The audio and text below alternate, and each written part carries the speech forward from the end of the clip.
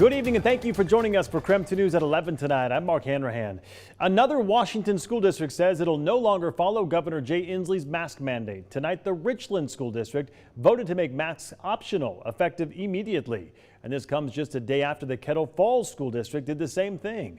This evening, community members held a rally praising board members. KREM 2's Kyle Simchuk reports from Kettle Falls. Students, parents, even grandparents stood outside here for about an hour holding signs thanking board members. The state, however, is making it clear the district will need to change course or risk losing some state funding.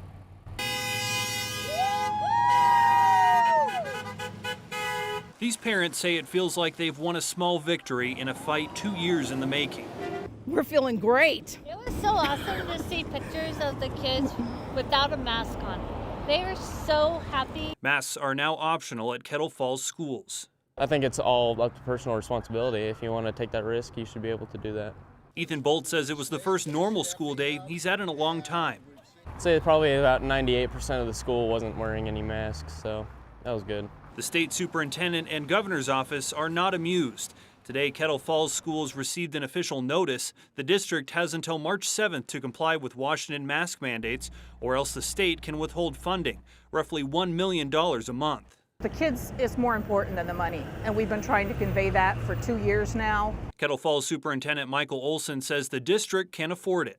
Financially, Kettle Falls School District has done a good job of maintaining a healthy cash reserve that would allow us to keep our doors open if apportionment was withheld. Stevens County has the lowest vaccination rate in the state of Washington. 120 people in the county have died.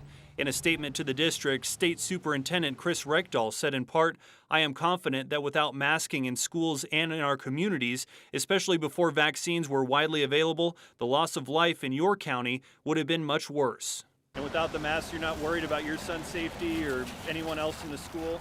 I am not. I think a 98% plus recovery rate on this hardcore flu is acceptable, and I'm willing to take that risk. Reporting in Kettle Falls, Kyle Simchuk, KREM 2 News. New tonight, Spokane County's COVID data is trending in the right direction. Take a look at this graph. After peaking in early February, the number of COVID cases have been sharply declining.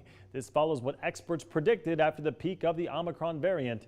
Today, Spokane County reported 218 new COVID cases. And now to a KREM 2 investigation into the Spokane Shock. Tonight, the Public Facilities District, which operates the Spokane Arena, told us that Shock owner Sam Adams signed a contract to play in the upcoming season. However, he still needs a $128,000 line of credit in order to play at the arena this year. And because he only signed the contract and did not submit the line of credit, the Facilities District issued a default letter. And that means that Adams now has 5 business days to comply. And that'll give him until next Wednesday to secure this year's Shock season at the arena. Coming up in about 5 minutes, we'll hear from Shock season ticket holders. Spokane police say they are seeing an increase in shootings. They have responded to 10 shootings in just the past week, including a shooting near Gordon and Division when a man shot at a home where another man and his wife were sitting in the living room. That homeowner then exchanged gunfire with the shooter. No one was hurt, but police say this is becoming part of a violent trend.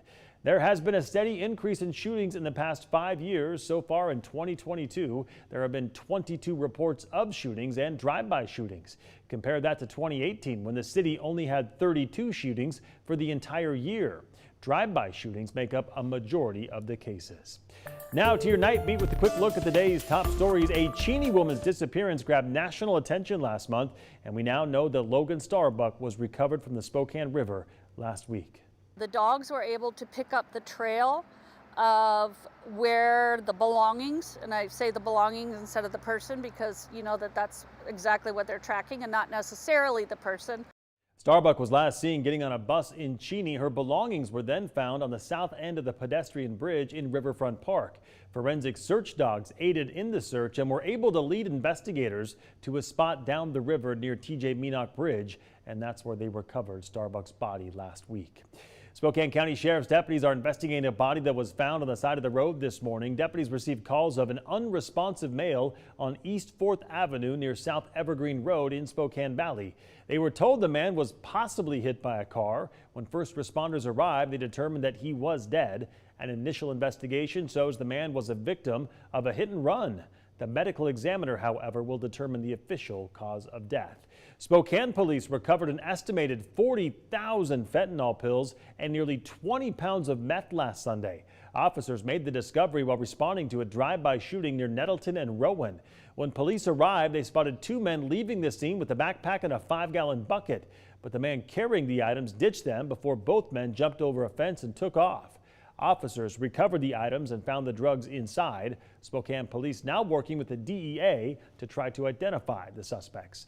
And that was your Night Beat. To learn more about any of these stories, just text us the word night to 509-448-2000 and we'll send them directly to your phone.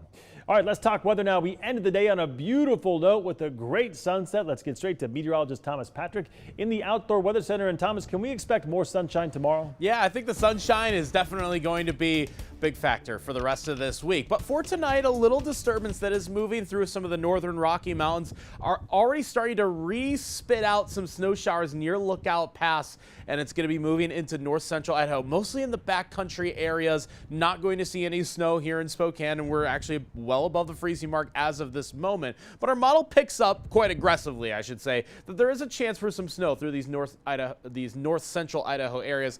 Easily gone, if anything, by the morning hours, where it will be a bit cool for tonight. Little bit of sunshine to start the day, more of it later on in the day, kind of like what we saw from this afternoon. But the overall trend for the back half of this month starts to get a little bit cooler. So after several days in the 40s, we are dropping down to the 30s in the extended forecast. More on that in a few minutes. This is about more than just Russia and Ukraine. It's about standing for what we believe in. Tonight, the U.S. is preparing to respond if a Russian invasion of Ukraine happens. President Joe Biden today giving an update on that situation as tensions rise at the border of Ukraine and Russia. However, Russia claims that it's beginning to withdraw some of its forces from the border. The U.S. says they have yet to see signs of de-escalation. A U.S. official also says that Russia has moved rocket launchers and some long-range artillery into firing positions. And a flight at JFK International Airport had to stop its takeoff after two of the plane's tires blew. Take a look at this video. You can see the plane halted on the runway. No passengers were injured, and they were escorted off the plane back to the terminal. It gives us hope that people are going to remember who died at Sandy Hook, who Vicki is, and the fight that these families have put up to see this not happen again. Tonight, an historic settlement of a gun manufacturer being held liable in the shooting at Sandy Hook Elementary School. The families of 9 victims reached a $73 million settlement with Remington, the manufacturer of the rifle used in that deadly attack. In Olympia, a Black History Month display at an elementary school is being targeted by vandals. Staff at Boston Harbor Elementary have turned a fence into a reader board with the message Black Lives Matter. Well, today they arrived to see the cups knocked out and the words Jesus replacing Black Lives. Security cameras have not been able to capture any of the vandalism. The school says they will keep fixing the sign to demonstrate the resilience for the students. All right, don't go to bed just yet. Dozens of you have reached out to us about not getting your money back from the Spokane Shock after the 2020 season was canceled due to COVID.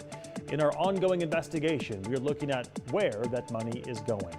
And coming up tomorrow on Up with Krem, we are continuing our Let's Talk series with Spokane's first civil rights coordinator, Jarrell Haynes. Let's all listen, learn, and engage with one another. You know, you get received really well by a lot of people because I think there's a lot of well-intentioned people here in Spokane, but then, you know, there's some of those, you know, underlying microaggressions, we like to call them, you know, that happen on a day-to-day basis also.